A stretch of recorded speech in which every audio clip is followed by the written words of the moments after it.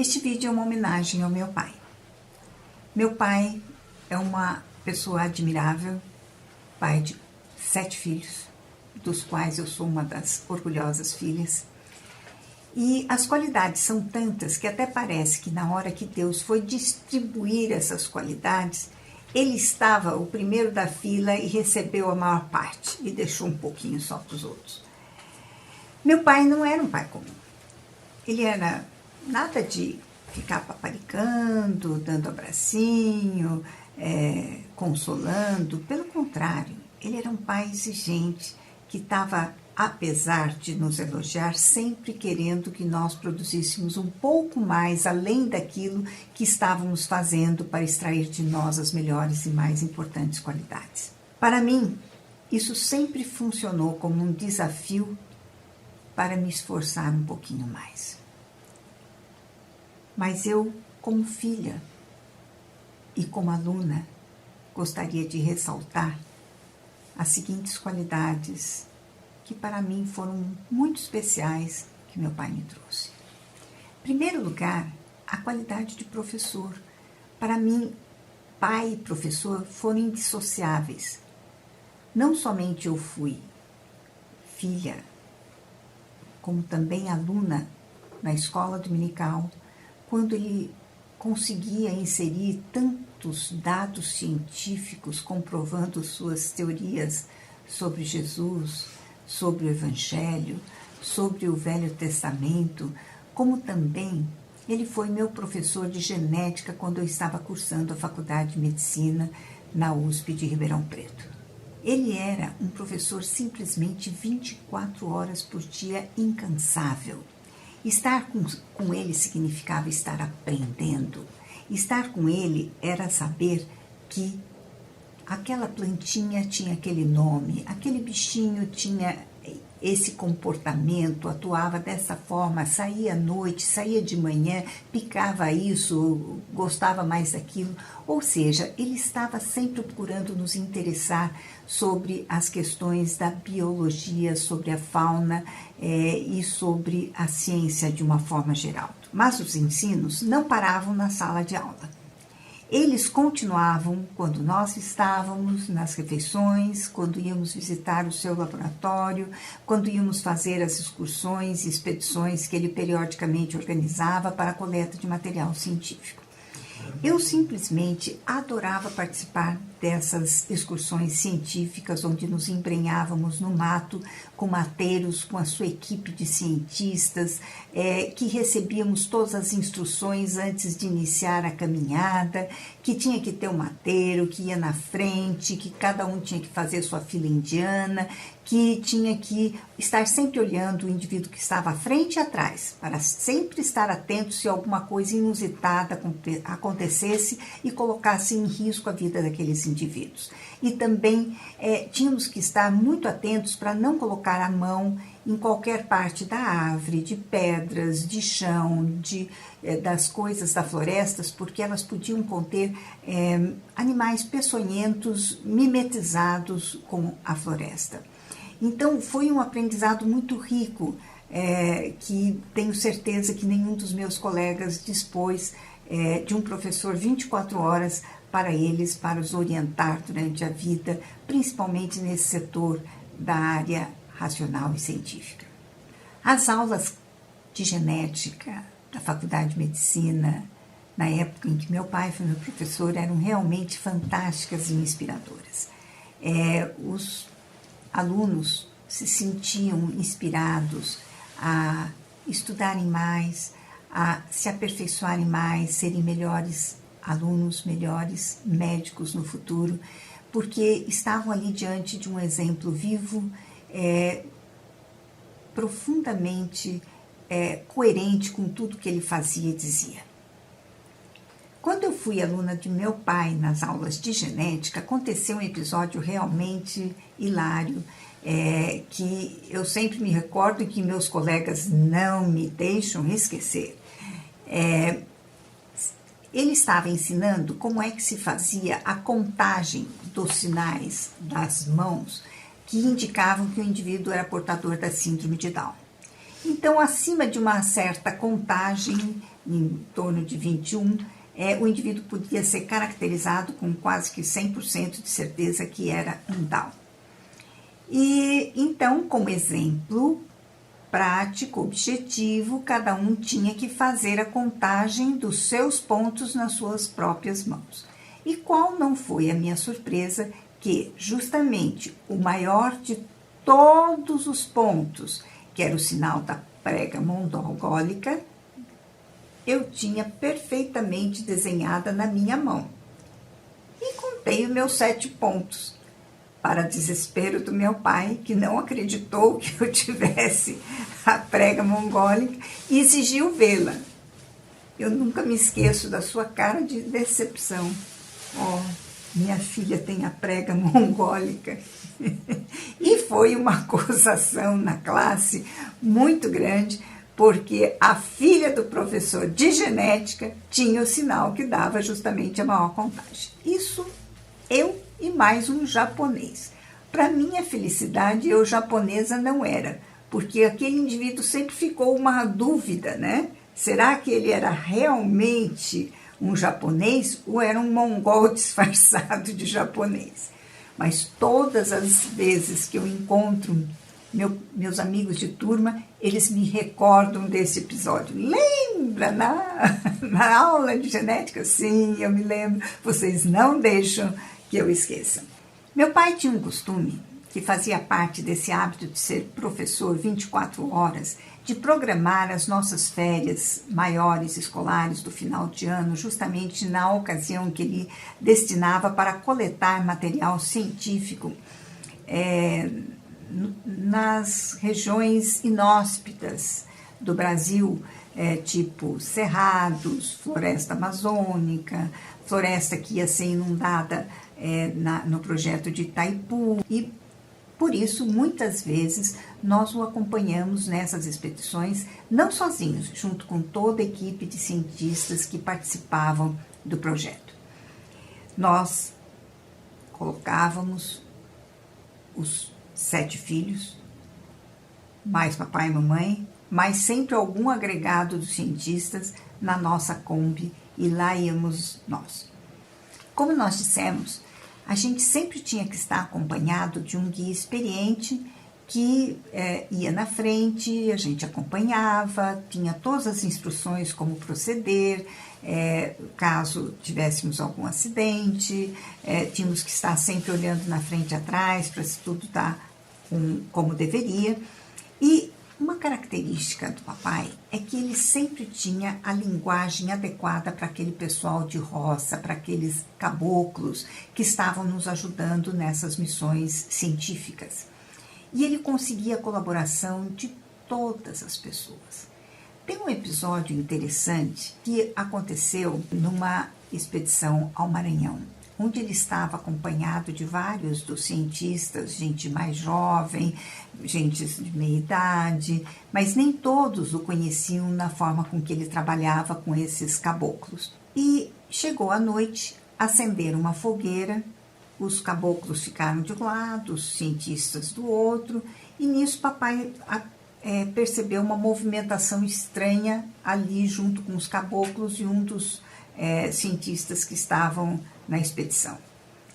E ele verificou que aquilo parecia que não era muito bem e resolveu se aproximar e verificar e checar o que estava acontecendo. E simplesmente um desses colegas que participava da expedição tinha visto o caboclo assar um coqueiro, um coco, retirar um bigato de dentro do coqueiro e comer. E ficou horrorizado e manifestou: ai, que asco, que coisa nojenta, como que vocês comem isso, não sei o quê. E papai foi se aproximando devagarinho, chegou perto, sem dizer aquilo que tinha acontecido, mencionar nada, e falou: olha, será que vocês podem me dizer o que é que vocês estão comendo? Por acaso é o bigato do coqueiro? Eles meio assim, ressabiados, admitiram e falaram assim: olha, mas eu adoro bigato de coqueiro, vocês não vão me dar um bigato de coqueiro? Eu quero comer bigato de coqueiro. né?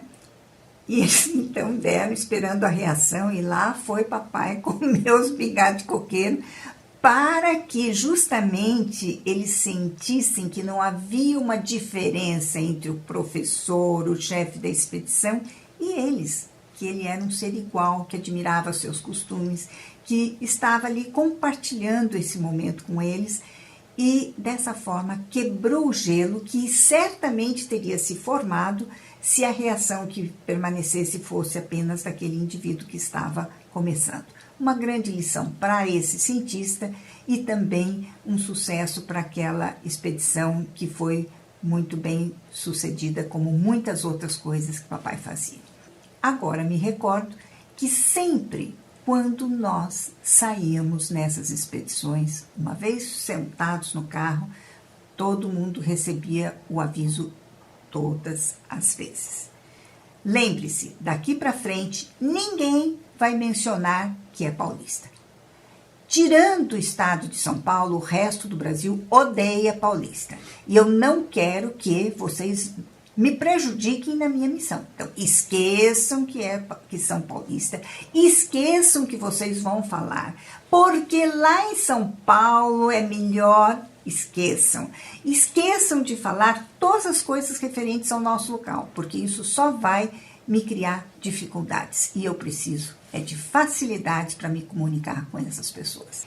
Numa dessas expedições, eu tive a oportunidade de acompanhar meu pai na Amazônia, antes de ela ter se tornado mercado livre, quando os índios e a população local transitavam uma com a outra, livremente compartilhando o mercado que era explorado por ambas as partes, né? Tanto pelos comerciantes locais, como pelos indígenas que traziam os seus cestos, suas tigelas, seus arcos, flechas e demais objetos que eles produziam na tribo, tipo redes, objetos de madeira, de objetos de barro. Mas, naturalmente, meu pai não estava me levando apenas para conhecer a Amazônia. Isso era o básico do básico com o professor Kerr. Sempre tinha alguns outros objetivos não confessos.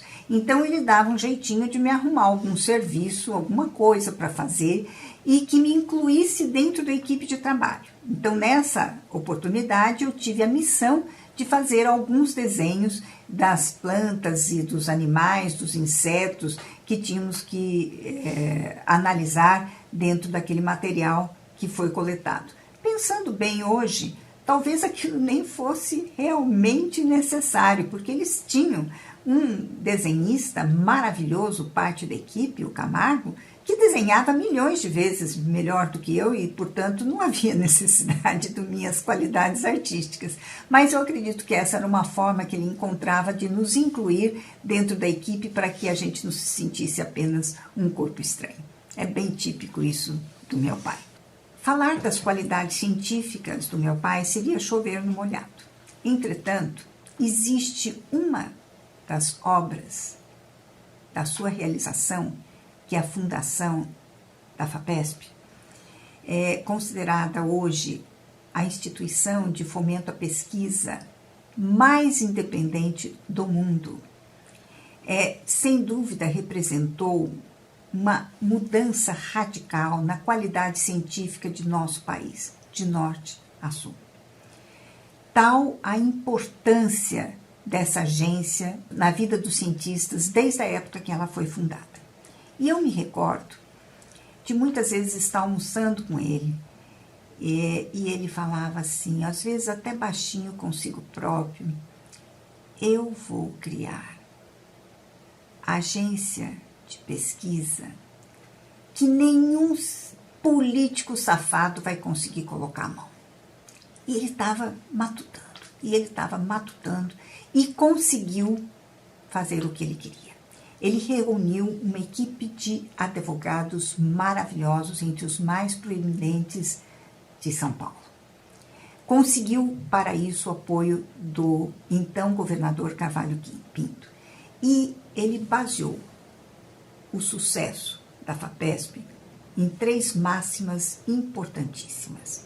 Em primeiro lugar, cientista não vai ser nomeado por político, vai ser indicado em lista tríplice e escolhido dentro dessa lista tríplice pelo governador.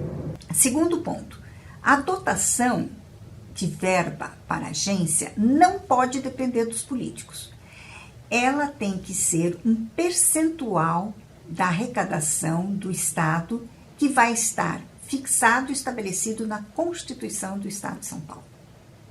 O que garantiu até hoje que nenhum dos políticos conseguisse tirar a enorme quantidade de dinheiro que hoje a FAPESP dispõe para suas atividades, para suas mazelas particulares, para cobrir os rombos de todos os roubos que eles fazem. E a terceira regra importantíssima é não gastar tudo que recebe. 15% deles tem que ser poupado desse dinheiro para poder ser utilizado nos tempos de vacas magras, quando, por algum motivo, a arrecadação do Estado diminua muito e que possa comprometer o andamento dos projetos que já estão aprovados. E dessa forma você não prejudica o andamento do trabalho científico. É uma regra maravilhosa. Hoje a FAPESP dispõe de verbas para 15 anos praticamente independente. Mas gostaria de falar ainda um pouquinho sobre a franqueza, honestidade e coragem do meu pai. O papai era uma pessoa muito exigente, não somente com si próprio, como com os demais. E conseguia, dessa forma, fazer com que cada um desse o melhor de si. E ele dava exemplo disso. E o seu exemplo valia mais do que 1000 palavras. E a gente sempre sentia essa pressão sem palavras quando ele não as dizia, porque ele as dizia muito no sentido de cobrar resultados, mas a gente sempre sentia essa pressão que vinha do seu desempenho como profissional, do seu trabalho incansável. E o papai tinha uma característica de ter uma fraqueza desconcertante para desnudar. Não somente as nossas fraquezas, como também as fraquezas e mazelas do nosso país vivenciadas no passado e no presente. Se a pessoa não trabalhava de acordo com o que dele se esperava, ele dizia com todas as letras. A pessoa alvo de suas avaliações sentia-se como o rei nu, vestido com suas roupas de mentirinha. Sua atitude de honestidade exemplar foi um farol para mostrar o caminho dos tempos que vivemos, desses montes de sujeiras vindo à tona pelas operações da polícia e promotoria pública no Mensalão e agora na Lava Jato. Tenho certeza que lá, no mundo interior da sua alma, intocado pela doença física, ele está vibrando e curtindo esta época, onde a verdade finalmente está superando a mentira e a corrupção. E eu recordo-me do episódio que viveu no tempo em que era diretor do INPA, lá na Amazônia.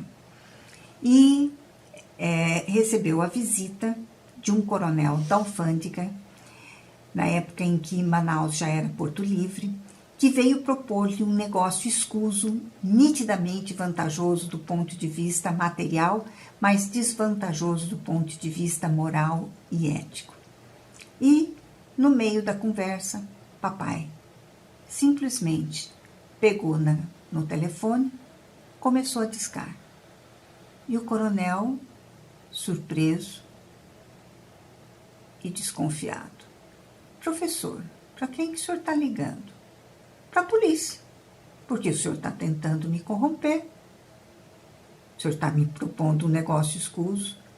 É óbvio, vou lhe denunciar por tentativa de corrupção e fraude. Foi: por favor, professor, não faça isso, eu vou embora, está aqui, para aqui nossa conversa, etc. Mas aí as pessoas foram aprendendo quem era o professor Kerr. Uma integridade. E não era fácil naquela época se opor a um militar, uma pessoa que podia prender e punir injustamente qualquer pessoa, colocá-la na cadeia, torturá-la, matá-la, desaparecer com o indivíduo. Não era fácil. Isso era uma demonstração não somente de integridade, mas também da sua coragem. E essa luz de coragem, de integridade, ele espalhou durante os 25 anos da ditadura militar.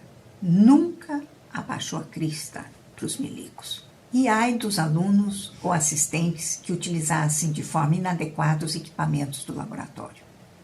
Teve um episódio, ainda em Rio Claro, que eu presenciei, onde um estagiário, começando a trabalhar ali no laboratório, fez um mau uso com descaso que danificava um equipamento que poderia ter sido perfeitamente evitado com cuidado, e papai chamou a atenção do indivíduo. E daí o menino, não sabendo quem era direito meu pai, não tinha tido essa experiência, falou: professor, mas não se preocupe, isso é do governo. Sim, do governo coisa nenhuma, isso é nosso. Foi o nosso imposto, o nosso dinheiro que comprou esse equipamento. Portanto, você tem que zelar como se fosse seu, porque ele é nosso. Jamais permitiu que um dos filhos entrasse na caminhonete da FAPESP, que era oficial, que tinha chapa branca. Jamais. Ela estava estacionada no quintal da nossa casa, esperando ele voltar para o laboratório, mas ninguém podia entrar lá.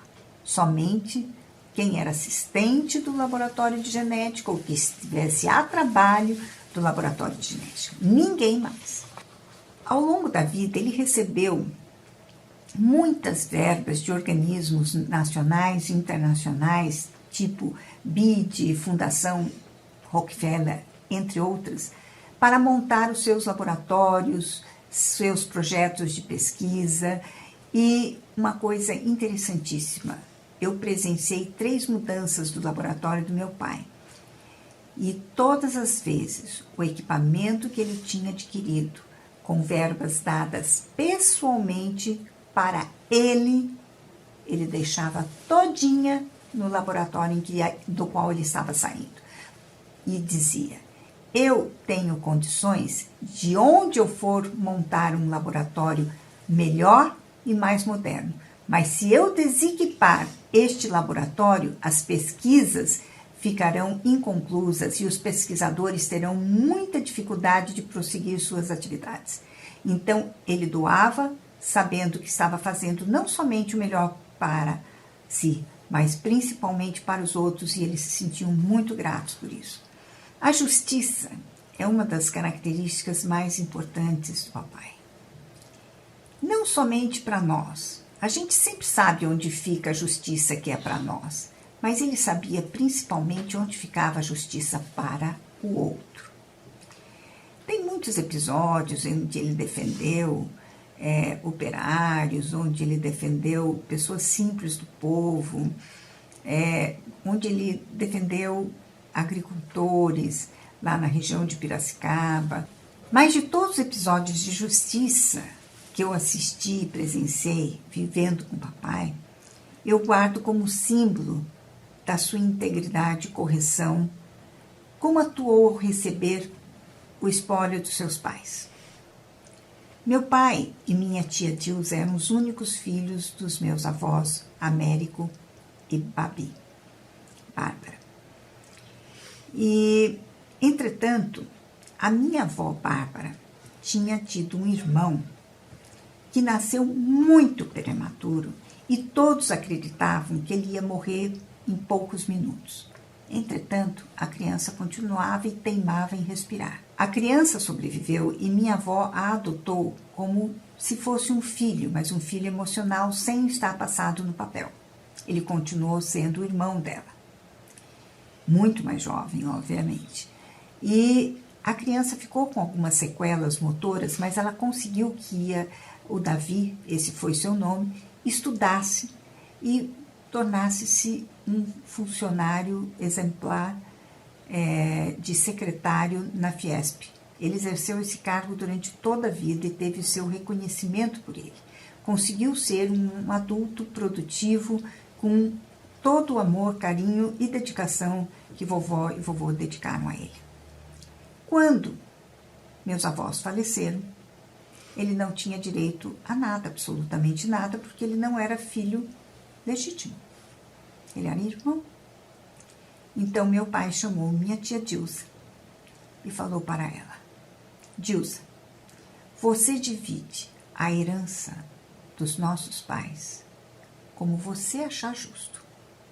Da minha metade, metade será do Davi.